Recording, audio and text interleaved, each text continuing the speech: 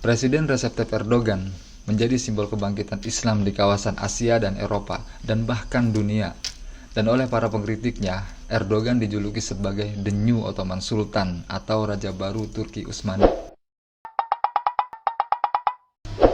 Hai Lur, Assalamualaikum warahmatullahi wabarakatuh. Terima kasih sudah mengklik video ini.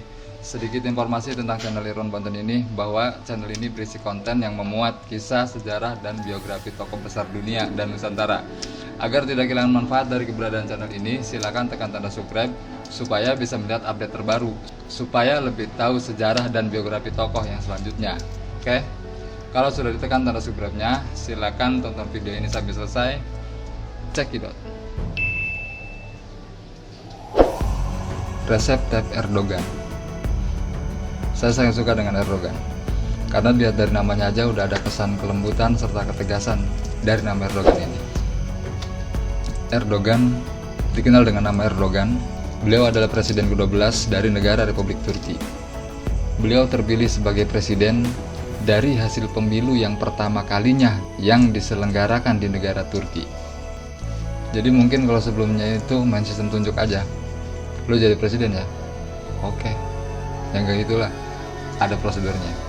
Jadi Erdogan ini adalah presiden pertama Turki dan satu-satunya presiden Turki yang dipilih secara pemilu. Beliau lahir di Istanbul, Turki pada tanggal 26 Februari 1954. Berarti kalau sekarang umurnya itu sekitar 67 tahunan ya.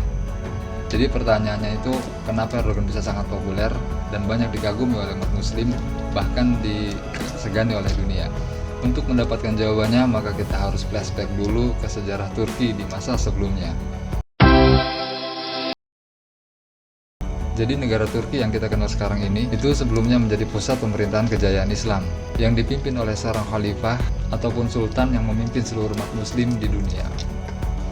Jadi pada masa itu, umat muslim di seluruh dunia masih bersatu dan memiliki satu orang pemimpin atau presiden yang disebut dengan khalifah. Dan nama kerajaannya itu bernama Khilafah Utsmaniyah, yang wilayah kekuasaannya itu hampir meliputi seluruh negara muslim di dunia, termasuk juga Aceh Darussalam masuk ke dalam wilayah Khilafah Utsmaniyah ini. Dan pusat pemerintahnya itu berada di negara Turki yang sekarang dipimpin oleh Erdogan itu. Jadi pada masa itu Islam masih bersatu di bawah naungan Khilafah Islamiyah.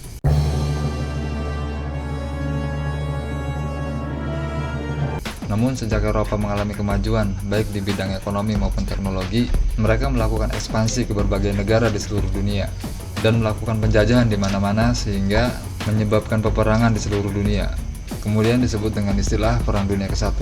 Disebut dengan Perang Dunia ke-1 karena masih ada episode selanjutnya dengan latar Hiroshima Nagasaki. Dan mudah-mudahan tidak ada Perang Dunia ketiga.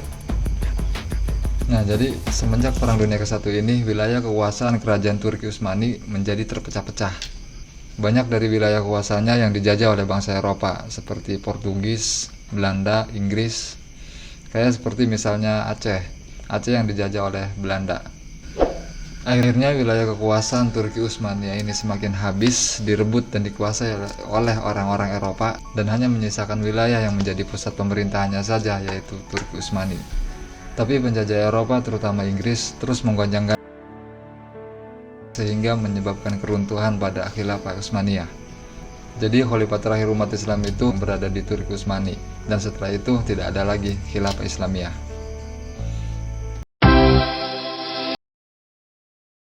Dengan dukungan dari negara Inggris, tokoh yang telah menggulingkan Khilafah Utsmaniyah itu berasal dari Turki yang bernama Mustafa Kemal Atatürk. Ya, Mustafa Kemal Atatürk, yang mungkin bagi sebagian orang yang non-muslim, dia disebut sebagai pahlawan. Tapi bagi kita yang muslim, dia adalah orang yang paling bertanggung jawab atas runtuhnya Khilafah Islamiyah. Karena dialah yang telah menghilangkan khalifah dari umat Islam. Dia yang telah menghapus syariat Islam di Turki. Dia yang telah merobohkan masjid-masjid, mengubah masjid menjadi gereja dan museum, majlis-majlis diruntuhkan, sekolah-sekolah agama dibubarkan, membaca Al-Quran bahkan sampai azan pun dilarang di Turki. Pokoknya semua yang berbau-bau agama, terutama Islam, dilarang di tanah pusat kejayaan Islam itu.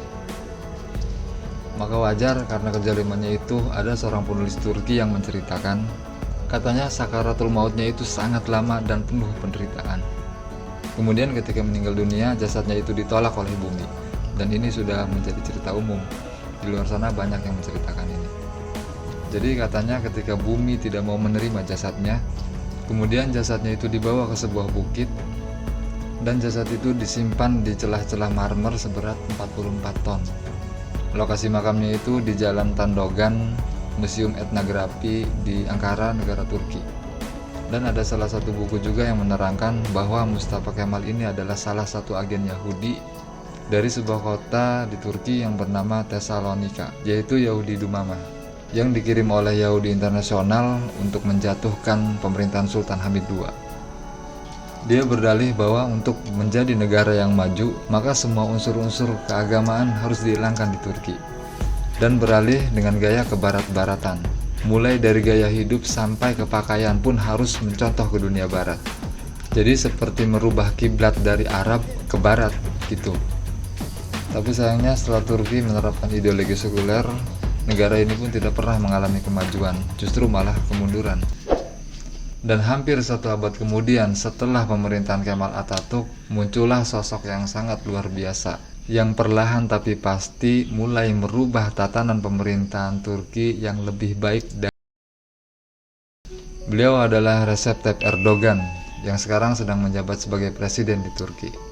Jadi kisah biografinya itu bermula dari ikut organisasi sebagai aktivis di kampus, lalu bergabung menjadi anggota partai, kemudian masuk sebagai anggota parlemen, lalu mendirikan partai, meningkat lagi menjadi wali kota yang berhasil membangun kotanya, lalu naik menjadi Perdana Menteri yang dianggap berhasil memimpin pemerintahan di Turki, sehingga Turki menjadi negara yang lebih maju. Lalu sampai pada puncaknya beliau menjadi presiden terlama di Turki. Dan inilah babak baru bagi negara Turki dan bahkan untuk dunia Islam yang sangat mengesankan. Presiden Recep Tayyip Erdogan menjadi simbol kebangkitan Islam di kawasan Asia dan Eropa dan bahkan dunia. Dan oleh para pengkritiknya, Erdogan dijuluki sebagai The New Ottoman Sultan atau Raja Baru Turki Utsmani. Tapi demi menghindari konflik dengan lawan politik dan para pengkritiknya, Erdogan selalu mengatakan kepada publik bahwa Republik Turki akan tetap menjadi negara sekuler. Mungkin sekuler dalam arti yang positif. Sedangkan yang kita tahu sekuler dunia barat itu memisahkan antara negara dan agama, tapi sekuler menurut Kemal Atatürk ini mencontoh adat dan kebudayaan barat. Karena negara mengatur sepenuhnya dalam urusan beragama, bahkan tata cara azan pun diatur oleh negara. Sekuler yang kebablasan. Tapi coba kita lihat Turki yang sekarang dengan sekuler versi Erdogan yang telah mengembalikan Islam ke tanah Turki Utsmani. Akhirnya Turki menjadi negara maju yang kuat dan disegani. Dan inilah hal-hal yang telah dilakukan oleh beliau selama menjadi pemimpin di Turki.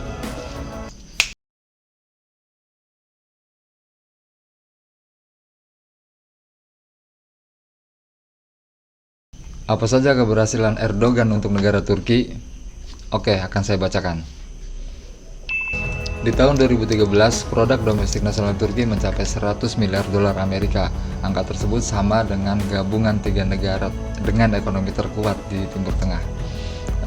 Arab Saudi, Uni Emirat Arab, Iran, ditambah lagi dengan Yordan, Suriah, dan Libanon. Jadi kalau digabungkan pendapatannya itu sebanding dengan pendapatan Turki. Kemudian Turki dari ranking 111 dunia naik ke peringkat 16. Hal itu membuat Turki masuk ke dalam 20 negara besar terkuat di dunia. Dan di tahun 2023 Erdogan sudah merencanakan Turki menjadi kekuatan politik dan ekonomi nomor 1 di dunia. Sejak dipimpin oleh Erdogan, Airport Internasional Istanbul merupakan bandara paling besar di Eropa dengan kemampuan menampung 1.260 pesawat tiap harinya. Ditambah adanya Bandara Sabiha yang mampu menampung hingga 630 pesawat tiap harinya. Kemudian Turkish Airlines berhasil mendapat peringkat maskapai penerbangan terbaik di dunia selama 3 tahun berturut-turut. Di negara Turki telah ditanam 770 juta pohon harjia dan telah berbuah selama 10 tahun terakhir. Turki mampu memproduksi sendiri tank baja, pesawat terbang, dan pesawat tempur tanpa awak, serta satelit militer modern pertama yang multifungsi. Dalam 10 tahun pemerintahan Erdogan telah berdiri 125 universitas baru, 189 sekolah baru, 510 rumah sakit baru, dan 169.000 kelas baru yang modern. Saat krisis ekonomi dialami Eropa dan Amerika, universitas-universitas di Eropa dan Amerika menaikkan biaya uang kuliah, sementara biaya kuliah dan sekolah bagi rakyat Turki menjadi tanggung. Pendapatan per kapita penduduk Turki yang dulunya $3.500 per tahun meningkat pada tahun 2013 menjadi $11.000 per tahun. Itu dilakukan dalam 10 tahun terakhir. Bukan hanya itu, Erdogan mampu menaikkan nilai tukar mata uang Turki menjadi 30 kali lipat. Jadi kalau misalnya di Indonesia, misalnya $1 15.000, naik 30 kali lipat. Berarti $1 itu cuma 500 perak ya. Kalau nggak salah 500 perak kecil ya. Gaji serta upah di Turki meningkat hingga 300%. Jadi kalau misalnya contoh 1 bulan 5 juta naik menjadi 15 juta, lumayan gede sih ya. Anggaran pendidikan dan kesehatan di Turki lebih besar dari anggaran pertahanan. Gaji guru pun gaji serta gaji dokter itu naik semua. Guru di Turki itu sejahtera kali ya. Sekarang sudah dibangun 35.000 laboratorium IT dan database modern untuk melatih pemuda-pemudi Turki. Sekarang kalau ada demonstran di sana cuma disemprot dengan air, tidak dengan bom molotov, tidak dengan gas air mata, apalagi ditembak dengan peluru, pistol misalnya. Tidak ada. Kemudian Al-Quran setelah dihilangkan selama hampir 90 tahun karena dihilangkan pemerintah sekuler, Erdogan kembali menghidupkan pengajaran Al-Quran di sekolah-sekolah. Setelah sebelumnya dilarang, Erdogan menerapkan kebebasan berhijab di kampus-kampus dan parlemen. Erdoganlah yang membuat lampu di jembatan gantung terbesar di dunia yang berada di pantai Laut Hitam dengan penerangan yang sangat besar bertuliskan Bismillahirrahmanirrahim. Erdogan kembalikan pembelajaran bahasa Utsmaniyah berhuruf Arab di sekolah-sekolah Turki. Erdogan melepas pawai 10.000 anak-anak muslim berumur 7 tahun di jalan-jalan Istanbul. Anak-anak tersebut dengan penuh bangga akan memulai kewajiban sholat berjamaah dan menghafal Al-Quran. Jadi terharu.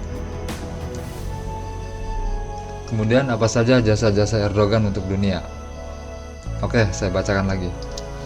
Erdogan membantu Muslim Somalia miliaran dolar agar Somalia bangkit dari keterpurukan.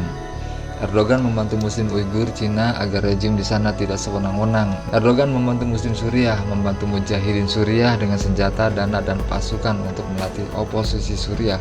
Erdogan juga menampung 3,5 juta pengungsi Suriah yang sedang terusir. Erdogan membantu Muslim Eropa atas diskriminasi oleh negara-negara mayoritas non-Muslim. Erdogan membantu dana, diplomasi, media, dan berbagai bantuan untuk Muslim Palestina di jalur Gaza atas kebiadaban Yahudi. Erdogan membantu Muslimnya aksi barbar rejim mereka. Erdogan kerap mengutus utusan khusus ke Rakhine dan Patani, baik lewat tangan negara ataupun lewat tangan LSM. Erdogan membantu senjata, penasihat militer, dan membantu menggagalkan kudeta Emir Qatar yang mau dilakukan Arab Saudi tahun lalu. Erdogan membantu menyelesaikan masalah kudeta Mursi di Mesir lewat tekanan ke PBB dan lembaga lain di level internasional. Erdogan bahkan sampai saat ini tidak mau mengakui As-Sisi sebagai presiden Mesir. Erdogan membantu memperkuat politik negara Sudan setelah Sudan dipecah menjadi 2 negara. Sudan di bawah Presiden Omar al-Bashir untuk Muslim dan Sudan Selatan di bawah Presiden Salva Kiir untuk non-Muslim. Erdogan juga membantu mencarikan solusi politik untuk kaum Kurdi di Irak yang tertindas oleh kaum Syiah. Erdogan juga melakukan banyak usaha dan memberi bantuan terhadap Muslim Kaukasus Utara yang sedang diperangi oleh komunis. Dan Erdogan juga telah menulis angka 212 di pesawatnya untuk Indonesia. Banyak sekali jasa-jasa yang telah diberikan oleh Erdogan kepada umat Muslim dunia, maka saya ingin mengucapkan terima kasih Pak Erdogan. Erdogan membantu senjata, penasihat militer, dan membantu menggagalkan kudeta